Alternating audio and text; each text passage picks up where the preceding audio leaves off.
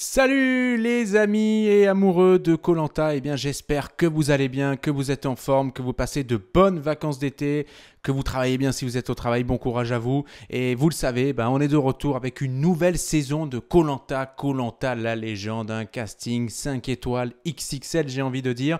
Et ça revient le mardi 24 août, les amis, à partir de 21h10 à peu près, 21h15 même sur TF1. Alors oui, le mardi, vous l'avez bien entendu, c'est un jour de la semaine un peu particulier, oui, une case tout à fait inhabituelle. Alors ça a fait toute une polémique en fait, sur toutes les saisons de koh Lanta depuis la toute première en 2001, une diffusion un mardi, ou tout simplement une diffusion hors vendredi, c'est arrivé qu'une seule fois, c'était arrivé en 2009 pour le retour des héros, une saison qui avait été remportée par Romuald, vous le savez, face à Jade d'ailleurs, que l'on retrouve encore sur la légende, et une saison qui était diffusée à une période où il faisait très très froid, c'était janvier-février, et avec des scores qui avaient été assez impressionnants en audience. On était monté jusqu'à on était monté en moyenne à 9,2 millions de téléspectateurs pour la seule finale. C'est la deuxième plus grosse finale en audience de l'histoire de koh Lanta en France. C'était assez conséquent et ça avait fait une meilleure moyenne d'audience que les saisons environnantes, c'est-à-dire Karamoan juste avant et Palao juste après, donc si je ne dis pas de bêtises.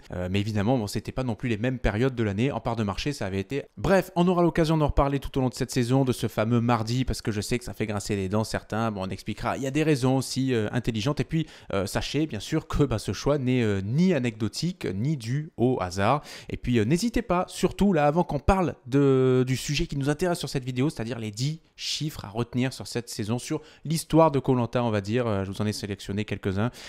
N'hésitez pas à mettre un pouce vers le haut sur cette vidéo, ça booste son référencement. Et puis, à vous abonner à la chaîne, les amis, si vous aimez les voyages, si vous aimez koh Lanta, si vous aimez tout ce qui est jeux vidéo, etc. Technologie, nouvelles technologies, bref, on parle un peu de tout. Et évidemment, en premier lieu, de koh Lanta. Allez, c'est parti.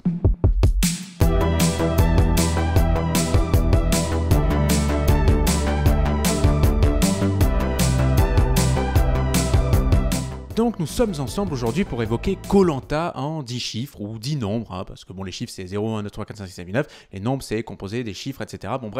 Et parce que c'est une année anniversaire, évidemment, en fait les 20 ans de koh Lanta cette saison avec koh Lanta la légende, donc c'est l'occasion de faire un peu un bilan ou alors faire un peu un tour du monde koh Lanta, j'ai envie de dire, en chiffres et en nombres. Alors le premier, c'est 377. C'est un nombre. Pourquoi 377 ? Je sens que vous avez peut-être une idée là, quelques-unes là comme ça derrière l'écran.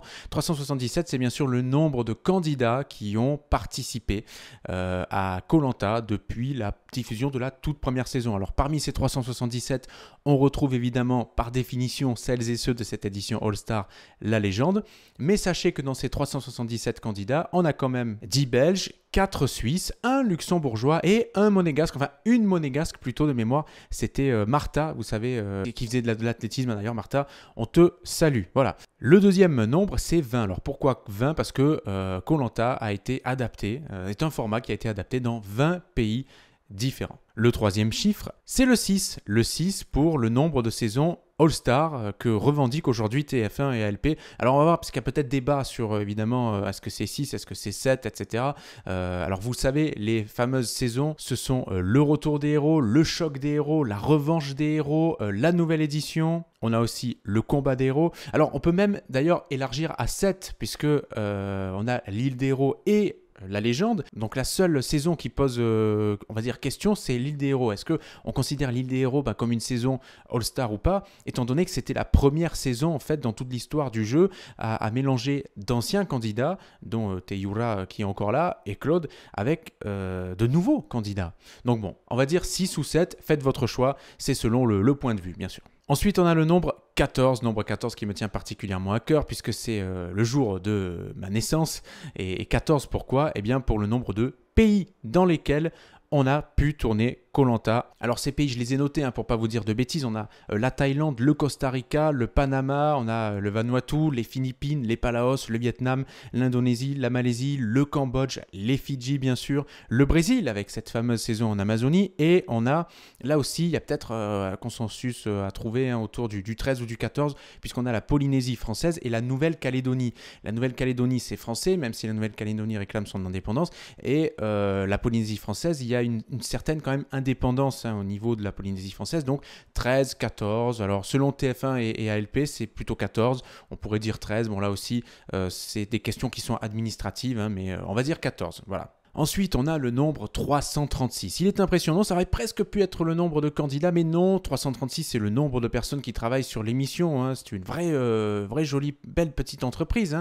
336 personnes, alors évidemment elles ne sont pas toutes sur l'île, même si une grande partie se retrouve sur l'île, enfin, en tout cas une bonne partie se retrouve sur l'île en général lors des tournages. Après il y a toutes les équipes de post-prod, etc., tout le reste, les équipes des castings, tout ça, donc on a 336 personnes tout de même qui sont rattachées au jeu. C'est quand même colossal, voilà. On enchaîne et si je vous dis 2 les amis, le chiffre 2, eh bien 2 comme le nombre de présentateurs de Koh-Lanta. Alors bien sûr, je sais que celles et ceux qui regardent cette vidéo, si vous connaissez un petit peu Koh-Lanta, vous le savez déjà, mais pour celles et ceux qui ont découvert récemment Koh-Lanta, vous l'ignorez peut-être, mais Denis Brognard qui est monsieur Koh-Lanta par excellence, eh bien il n'a pas été le seul présentateur de Koh-Lanta dans l'histoire, il y en a eu un autre et c'était sur la toute première saison. Je veux bien sûr parler de Hubert Auriol, le regretté Hubert Auriol, que j'appréciais beaucoup puisque c'était un champion évidemment automobile. Donc pour ceux qui s'intéressent un petit peu au sport mécanique, vous le savez, Hubert Auriol avait remporté à la fois le Dakar en auto et en moto. Et donc Hubert Auriol avait été le premier présentateur, celui de la première saison, dont Denis Brognard, petite anecdote, ça mais aussi vous le savez si vous connaissez le jeu, mais dont Denis Brognard était tout de même la voix off déjà, voilà. Et dès la saison suivante, c'est Denis qui a pris le flambeau, voix off et présentation également. Voilà. Et une pensée pour la famille, bien sûr, d'Hubert. On continue avec le nombre 331. Là aussi, on a un nombre assez important. 331, eh bien, c'est le nombre d'émissions tournées, figurez-vous. Et oui, depuis la toute première émission, le tout premier épisode des Aventuriers de Koh-Lanta, qui était le nom de la première saison, diffusé d'ailleurs il y a quasiment 20 ans, jour pour jour. C'était le 4 août 2001, chers amis. Et donc, 331 émissions montées, etc., diffusées, là aussi. Assez incroyable. Et puis sachez pour l'anecdote que le tout premier épisode avait attiré 4,2 millions de téléspectateurs. Pour l'époque, pour un nouveau jeu, c'était beaucoup, même si on regardait plus la télé à cette époque, puisque ça représentait au moment où l'émission avait été diffusée, ça représentait 4 téléspectateurs sur 10 en France. C'était quand même quelque chose. On arrive vers la fin et là aussi un nombre, il s'agit du 59. Alors là, on ne tombe pas dans les départements. Non, 59, c'est le nombre d'équipes qui se sont en fait affrontées sur des équipes de confort ou d'immunité. Allez, j'enchaîne. Et ça, je sais que ça va intéresser les grands fans, que ça va intéresser toutes celles et ceux, si vous nous regardez là, qui veulent participer un jour à Koh-Lanta, eh bien sachez qu'en moyenne, depuis la première saison, on a 25 000 candidatures qui sont envoyées à la production chaque saison. C'est énorme.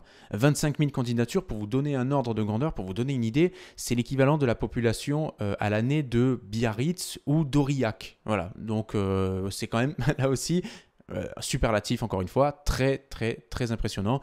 Et n'hésitez pas en tout cas à tenter votre chance dès que vous le pouvez, bien sûr. Ça mange pas de pain. Le dernier nombre, il est colossal là aussi, mais pas tant que ça, vous allez voir, je l'ai arrondi, 1 900 000 environ. Il s'agit en fait du nombre d'abonnés total sur les comptes officiels, réseaux sociaux donc de Koh-Lanta, qui appartiennent donc à TF1 et à la production.